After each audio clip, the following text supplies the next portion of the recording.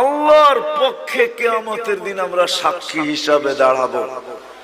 আমরা যখন সাক্ষী হিসাবে দাঁড়াবো তো আমাদেরকে আল্লাহ মাঠে দাঁড় করাবে না, আল্লাহর পাশে স্টেজে দাঁড় করাবে।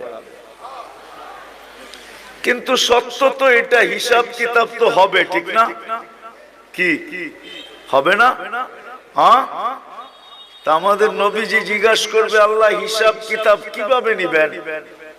তা আল্লাহ বলে, সবারটা যেরকম নিব এরকমই নিব। তা আমাদের নবীজি বলবে, যদি সবার সামনে আমার উম্মতের হিসাব কিতাব নেন তাইলে তো আমি তো লজ্জিত হয়ে যাব, কেননা আমার উম্মত তো দুনিয়াতে গুনাহ করছে, আমি তো লজ্জায় পড়ে যাব। তা আল্লাহ জিজ্ঞাসা করবে, তাইলে কিভাবে নিব? তো নবীজি বলবেন যে আমাকে নিতে দেন, আমি আলাদা ভাবে নেই। তা আল্লাহ প্রশ্ন করবে, আপনাকে যদি নিতে দেই তো আপনিও তো আপনার উম্মতের গুনাহগুলা দেখবেন, তখনও তো আপনার চেহারাটা লজ্জায় ছোট হয়ে যাবে যে তোমরা আমার উম্মত হয়ে এই গুনাহ করলা, তো করলা কি করে, ঠিক না? সত্য তো?